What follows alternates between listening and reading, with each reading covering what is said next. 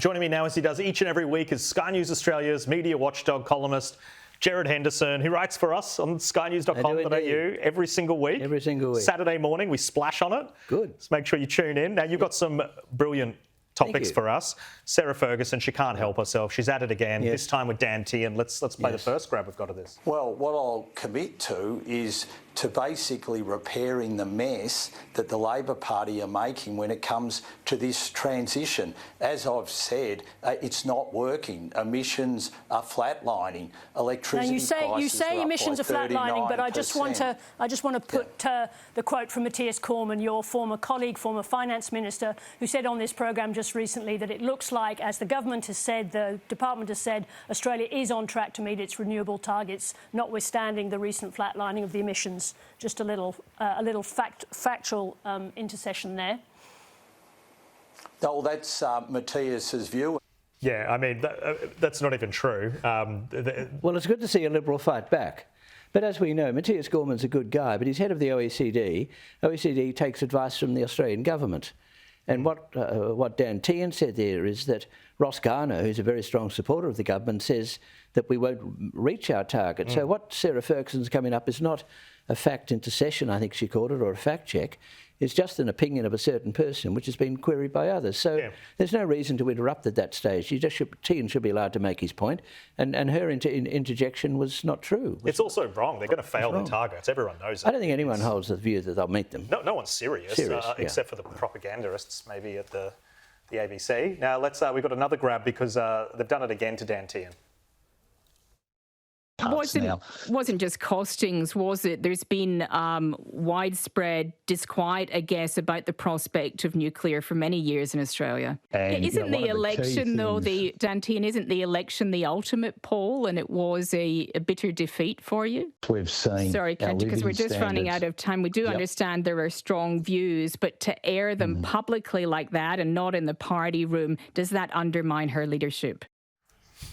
Gerard, that's disgraceful. Well, it's very unprofessional.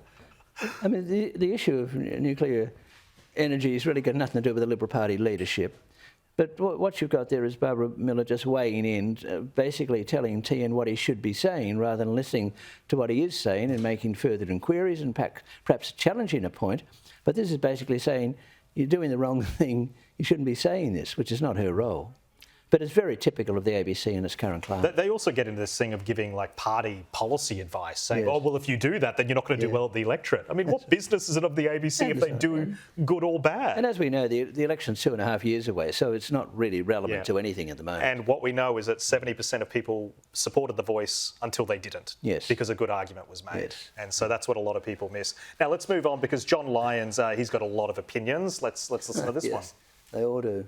Role the rest of the world wants that. 150 or so countries at the UN, even the United States continues in a way to support a two-state solution, but Benjamin Netanyahu is implacably opposed. And this plan today, to me, it's a plan for the release of hostages, which would be good, of course. We want those hostages out, the whole world should, but it's certainly not a plan for any peace, and it's not a plan for any sovereignty. And he's also got some thoughts on AUKUS. Finally, on another issue, there are reports this morning that the Trump administration will proceed with the AUKUS Defence Pact. Has there been any confirmation from the White House of that? No, there hasn't, Barbara, but if you were America, why wouldn't you? When a country, Scott Morrison, comes up with this idea and then Anthony Albanese runs with it and takes it even further. When a country is offering to pay you hundreds of millions of dollars and you may or may not give them a submarine in 10, 12, 14 years, why wouldn't you continue with it? What is he doing? Does he want to run for office or something? He's got a lot of opinions about what everyone's doing wrong except for the genius John Lyons. Well, on AUKUS, what he's essentially saying is that Scott Morrison and Anthony Albanese and their various advisors and their departmental officials don't know what they're talking about. They're idiots. It'll never happen. Although the view out of the United States at the moment is that it probably will happen. But at any rate, he doesn't really know. But it's just that. And as to the other point, well, I mean, the general position seems to be that Trump's done quite well with this Middle East peace proposal. It may or may not succeed, but to dismiss it out of hand, as Lyons did, is just unprofessional again. And so what you've got there is a person who's a Trump antagonist as the American Affairs editor for the ABC, and just sort of bringing out opinions all the time about the American administration, which are hostile to the administration.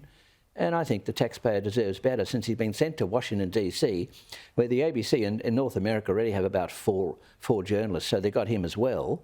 And this is what he's coming up with. Yeah, well said. Now, Laura Tingle on Israel and Gaza. Yes. I understand you've reached out to the ABC. Reached out, yes. How did that go? Not too well. Walk me through that experience. Well, what I find is when I deal with the ABC communications department, they do everything but communicate. So invariably they just refuse to answer me. I mean, that's what they do, because they know if they answer me... What was the gripe? What was the origins of it? Well, I just wanted to know whether Laura Tingle, who's a Netanyahu antagonist and has lots of opinions on the Middle East, I just wanted to know if she'd ever been to Israel, Gaza and the West Bank. That's a pretty simple question. The answer is, I said, I just want a question within a day and a half. And the answer is yes or no. So I went back again. And this time I got an answer saying that they're not going to talk about it. They don't discuss her travel. But this is not a silly point, because anyone who's been to the area knows that the geography of the area is such that Israel is on top of Gaza, just next to Gaza. It's next to the West Bank. And that area is just so close. I mean, when people talk about the West Bank, it's sort of peering over parts of East Jerusalem, which is now Israel territory. And Gaza, you can go, as you know, if you go to just a bit out of Jerusalem, you can see the Gaza city.